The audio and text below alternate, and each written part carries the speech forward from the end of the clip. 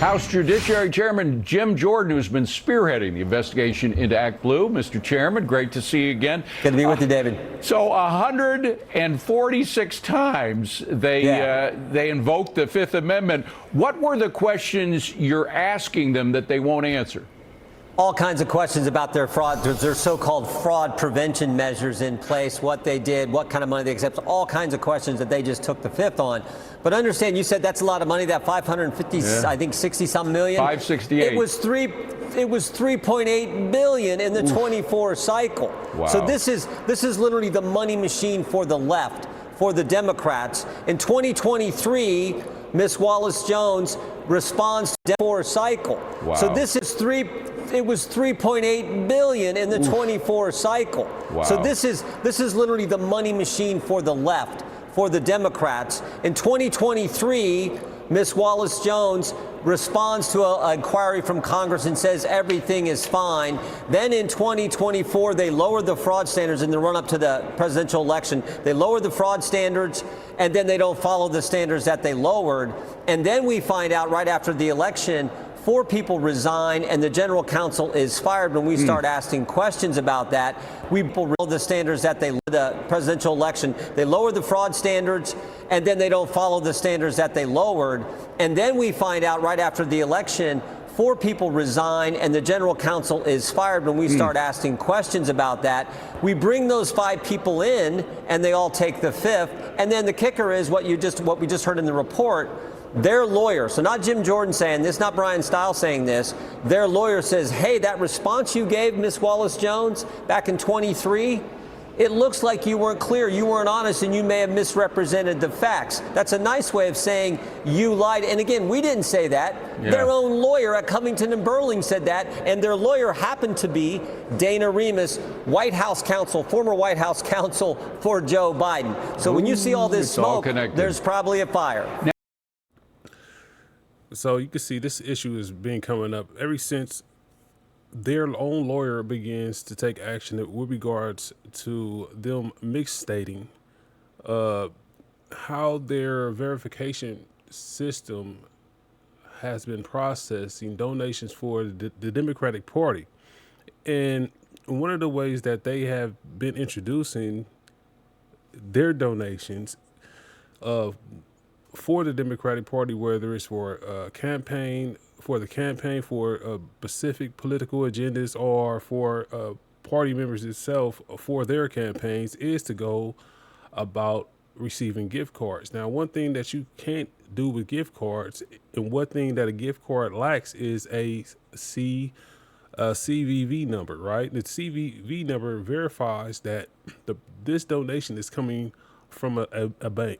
So if you were to go online, if you were to type the first 19 digits on the front of your credit card, then you turn it around and you put the CVV number, those 3 numbers verifies that it is coming from a United States bank, right? And so to get around that, you have them taking away the CVV numbers from the verification process that you would do online to make your donations. And so what people are able to do from at that point is just take a gift card, use the gift card, put the numbers that's on the gift card so that they can make a donation. So here are where they're coming up with that we may have foreign actors participating in providing money to the Democratic Party when it comes to them having money to rather run a campaign, run for re-election,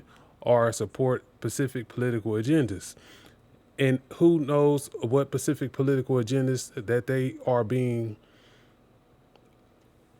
targeted towards, as the Democratic Party consistently say that their constituency wants them to go about illegal immigration, wants them to stay strong about shutting down the government and things like that, so that they can have, a win in fighting for illegal immigrants. So when you think about the money and you think about issues like this, how the Democratic Party has been receiving money from PACs like ActBlue, and if you begin to follow the money, then which is being hard right now because this is regards gift cards. The gift cards, you can just go into the store, you can purchase, you ain't got to give too much information with regards to your name and all that other stuff, unless the gift card was purchased via credit card, right? And then you can begin to follow the money. So what I hope that this case is opened up, because even their own attorney is attacking them with regards to this issue right now, is them being able to take the purchase of those gift cards and track them using how the method of payment was purchased for those gift cards. But today's show, I want to allow you to see how vulnerable America is from attack in so many different ways as it reached towards capitalism. Now, 568 million just in the first quarter, and billions, as you mentioned, over years. They say the money came from small donations. Now, there's a term called smurfing, where very large donations are broken into a lot of smaller ones to make it harder to follow. Is there any evidence that smurfing was going on here, and that's why they claim they can't get to the bottom of where the donations came from? And we have some anecdotal evidence where you'll find a donor who says, yeah, I gave $10 online to ActBlue, but I didn't give 1,000 $10 contributions to ActBlue over time. So they'll see so that's one of the big concerns we have is, oh yeah, you might have a donor, but then that person's information, their social security number, their identifier, their passport number gets used multiple times. Where's that money coming from when the donor themselves says, I only contributed once, I didn't contribute 10 times, 100 times. So we're looking into all that. And again, they lowered their own standards, didn't follow the standards they lowered. After the election in 24, 5 people either resign or are fired. And the guy who was fired was their general counsel. And guess what? He got this sweetheart severance package from ActBlue. And part of the deal was, if you're going to talk to anyone, you got to run it through ActBlue first. So he couldn't just come answer. So that's the system they set up. And all that happens shortly after the 2024 presidential election. I want to switch to another very important story that Interior Secretary Doug Burgum has been talking about. He's telling Democratic Congresswoman in the sound I'm going to play, Rosa DeLauro, that federal grants have also been funding the Democratic Party. Roll that tape. The wildlife refuge system, the administration is proposing steep cuts in that effort. When I look at some components of the Fish and Wildlife Service are proposed for complete elimination. That includes the state and tribal wildlife grants. Is that wrong? We found organizations that were receiving grants from Interior where 80 to 100% of the revenue of that NGO was a grant from the federal government. And yet those organizations, we were the sole source of their revenue, but they would have a CEO making $650,000 and $400,000 lobbyists. Chairman, we only... So basically they're double dipping, right?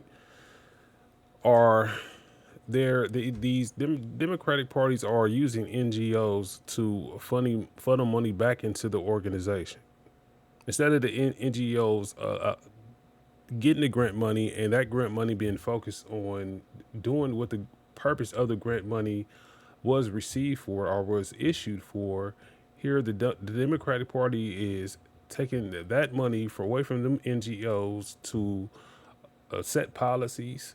That's why you see so many policies in states such like California, to where the concern is so much on fish and wildlife, and you have a fire that happened like the Palisade fire, where the concern was more about the fish and wildlife and more about it not being able to get the water into Palisades, where the fire hydrants weren't being able to produce more fire to put the fires out. So when you hear the Democrat Party say, yeah, we're thinking that, we're trying to do what we believe our constituency want us to do, right, is because their constituency, the way that they know who their constituents are they following the money? That's all you got to do, is follow the money to find out who their constituents are. Now, that it makes it much harder when people are being issued gift cards right? That's why I hope that this case against them open things up against ActBlue.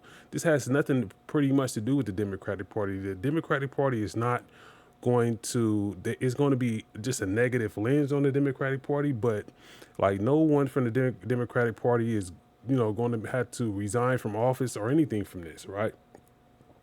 What is going to happen with ActBlue is in this court process that they're going to have to, because nothing is going to have to happen at ActBlue except that they need to upgrade their verification process so that things like gift cards aren't used. Things like in a way to donate aren't possible through ways like smurfing, right? Which people are using other people's membership or donations to ActBlue when it was probably $100 and being able to put 10,000 in the name of someone else.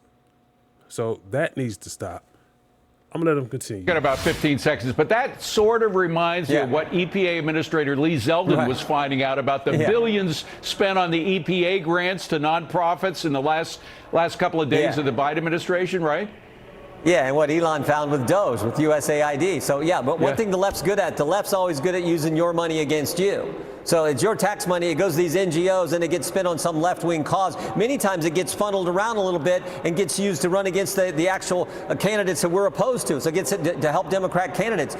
They always use your money against the things and the policies that you care about. It's the phenomenon of the left. And of course, the socialists running those NGOs are getting paid millions of dollars. They're fine with taking a lot of money. It's easy to condemn capitalism if you're a millionaire.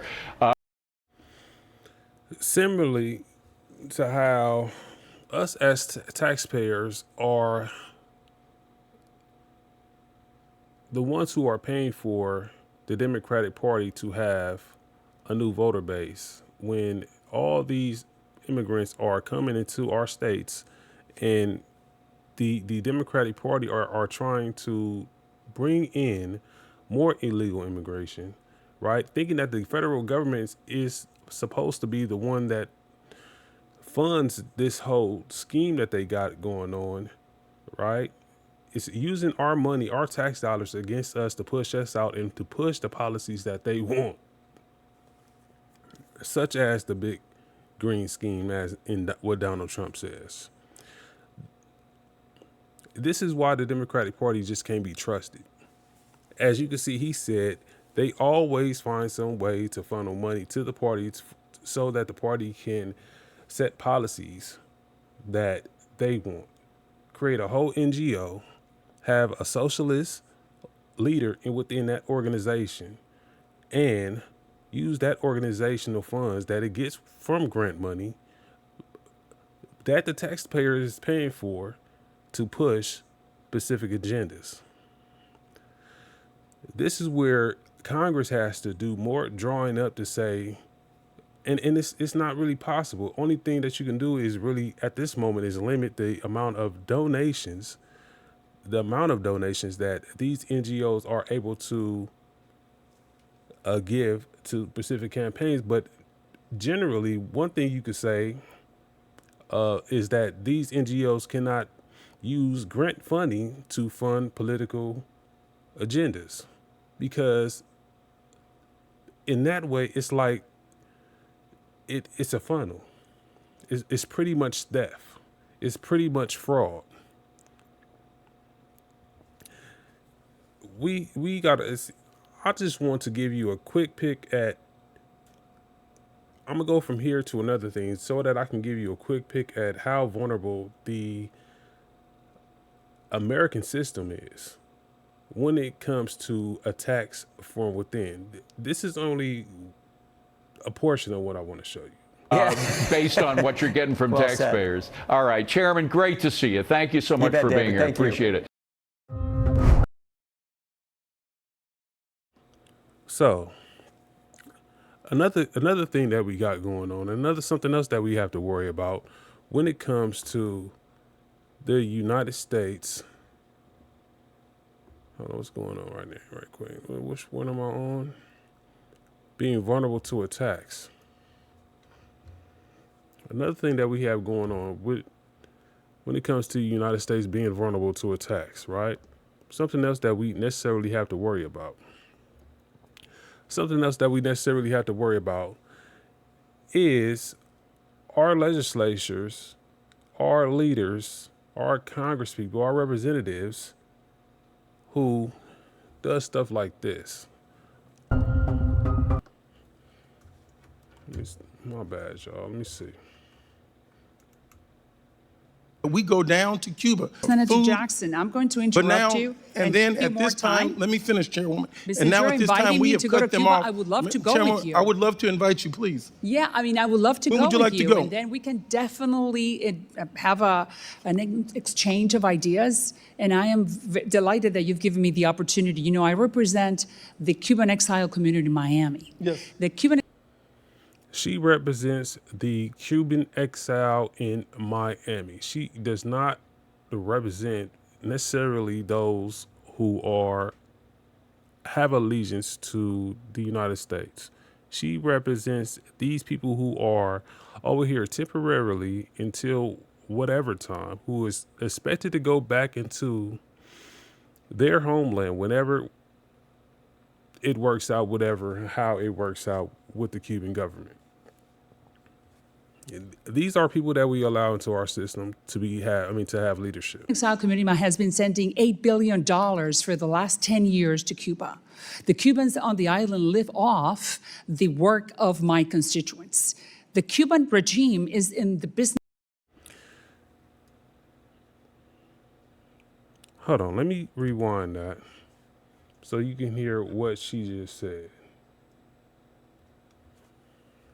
Regime is in the business of power, not in the business of feeding the Cubans. The island live off dollars for the last 10 years in Miami. Yes. The Cuban exile community has been sending $8 billion for the last 10 years to Cuba.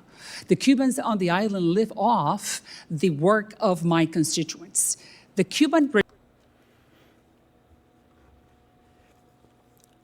So when we have people in the United States that are in this country that are working for other governments, you can see how vulnerable American is open to attack from within. We have people in leadership that are specifically fighting for other governments, have people that they are fighting for in this country that are supposed to be here on a temporary basis, that are specifically benefiting those countries by sending money back into the country in which they come from. Does not sound like allegiance. It sounds like it goes against our American values. And the reason why you can see America is so vulnerable from attack from within.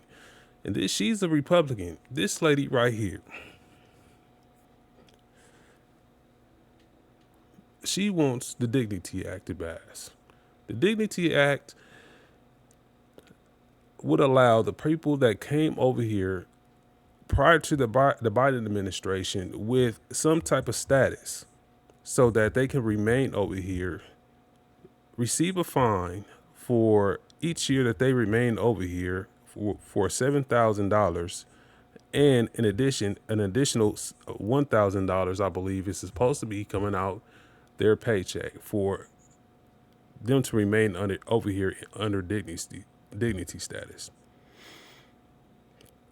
I don't know what person would sign up to want to be fined, to want to pay a fine of $7,000, want to pay an additional $8,000, and just so that they can have just so they could buy time for them to stay over here. Apparently, it's a concern with regards to things like such as the $3 billion that is being funneled over to Cuba for the Cuban government, to keep the Cuban government afloat. It's the same thing that we have going on with so many other countries, such as Mexico, to where this is why this whole idea with regards to circle of migration is supposed to be happening in this country. And why we don't need leaders like Miss Maria Salazar in leadership, to be fighting for other people in this country to abuse the American system to support other governments. There is a lot of, and see, this is what places like China, places like Mexico, places that have a longer, existence than America has over the United States of America, where things are based off a lineage. The United States doesn't have an idea of a lineage yet. Hasn't given the value to a lineage yet. And this is why the 14th Amendment is so important, because it put values on a lineage.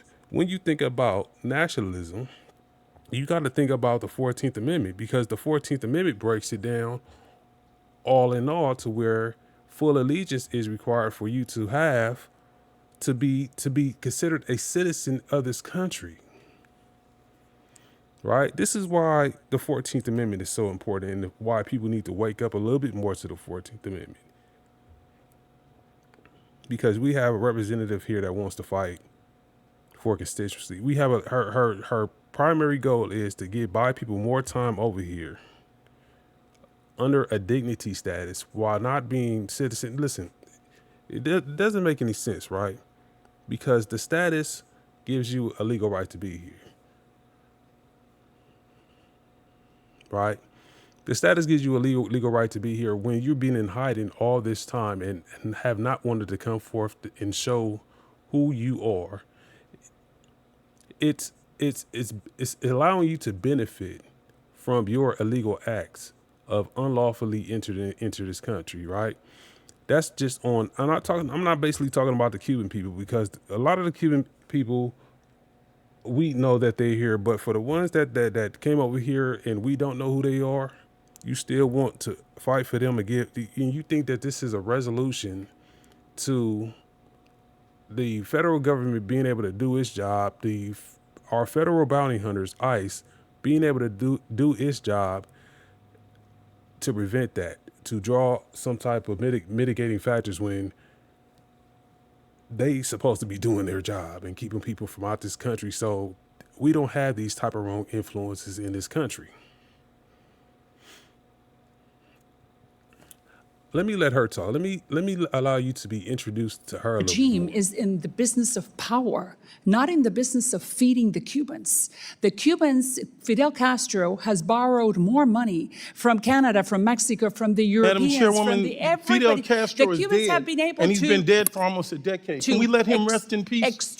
No, I would want him to be burning in hell. I'm not in the business of not resurrection. in peace. We've What do already you mean finished peace? Easter, if we will. But I want to deal with the besides living, that, the besides that, Alessandros let's talk that are about dying right now. Alexandro that you were talking. Alexandro, poor boy.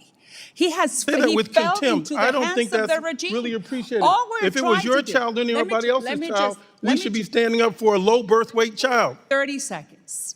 These are the facts.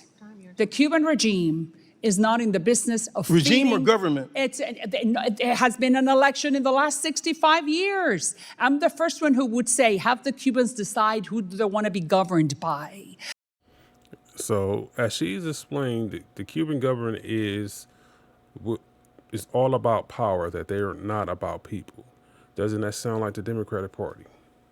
And you're here fighting for a constituency of Cuban people who wants to send their money back to support a government who doesn't care about them, but only cares about them being able to remain in power. It sounds a lot like what the Democratic Party is doing, as they are funneling tax dollars through NGOs to support their campaigns. This is why we are so vulnerable in this system right now, because we haven't identified this whole idea of full allegiance, and why this thing needs to be opened up, and why the true patriots of this country needs to understand this American power system that we have, right? Because if you have people in this country who wants to fight for the citizen more than they want to fight for people out that come to this country illegally or legally more than they want to fight for the citizen, just so they can remain in power.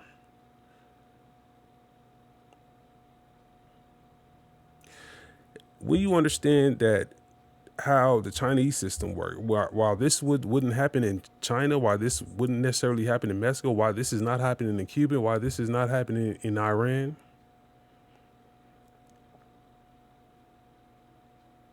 and particularly Cuba is the one who found this particular weakness within the American system in the first place, and how all these other countries through birthright citizenship is using this as an apparatus to have an influence in America. And the Democratic Party is soaking it up.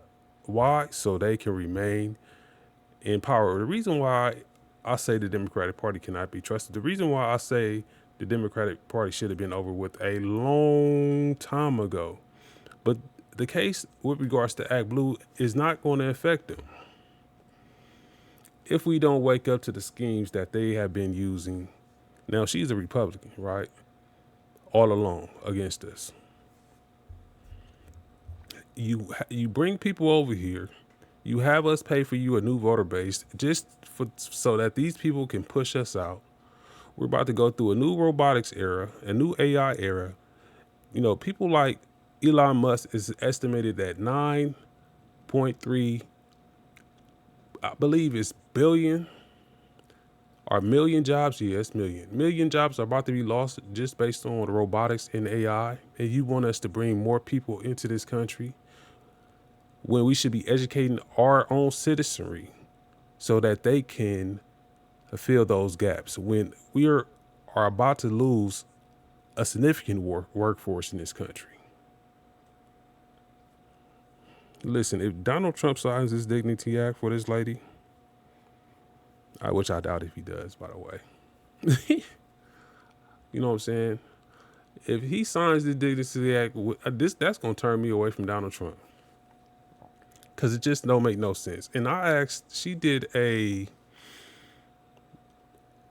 had a news conference yesterday out in the front of the Capitol building to draw attention to this Dignity Act. And if I was to allow you to see the rhetoric that is being used, how she steady trying to draw the American citizen into the idea with regards to the passing of the Dignity Act, if I sit there and allow you to shuffle through the language and see how they try to draw you in and get you to be compassionate about the people who have come over here on an illegal status,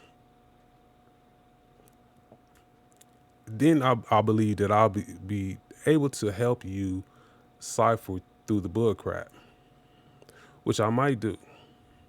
Because we have got to read through the rhetoric when we have people like Maria Salazar up there, who is in leadership to fight for a constituency of people who are supposed to be over here temporarily. We see this with Mexico. We have NGOs that are being representatives in this nation for the Mexico government. And it's so many, because all you got to do, I mean, you can easily just file the paperwork to become a nonprofit organization or an NGO, right? And this is a problem that we have with America, where America is being attacked from within more than from outside. And the reason why we should begin to get people up out this country, because their loyalty are not to this country. And it's I'm not sad to say it, because it's just the reality of the situation. If we don't wake up to the ideas of how China operates, or how Mexico operates, or how Cuba operates, then here we are, we're looking like clowns. And it's crazy. She said it all for you. I don't even got to play no more for you. When you look at what ActBlue is doing, when you look at what she said, and you look at, they have the ideas of the people who have fought, died, bled, sweat to make this country so much more. And for the last 60 years, we have been, up to this point, making ourselves so vulnerable where the attack is mainly from within more than it is from without. Even when you think about the whole China thing, how manufacturing, how we allowed manufacturers, outsourcing of our jobs so that China can build up its manufacturing, becoming like a manufacturing superpower, almost, you could say. As China has used that to steal our technology so it can have the technological advances that it does, to where it is within a year of us of going back to the moon. You know, China should be, if it wasn't for America, China would be like Iran right now, where it's steady. So we're so far ahead of them that an attack from them we wouldn't have to worry about. But instead, we worried about not only China attacking us from within, but China attacking other countries, being able to use the money that it has gained from its manufacturing as leverage, being able to the biggest competitor to us in robotics and AI.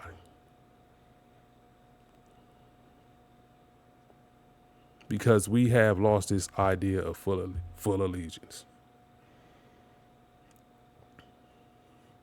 And we have people like Maria Salazar and so many other people. Because if I run you off a list of names, it'll be Bonta. If you've been keeping up with my shows, you know about her.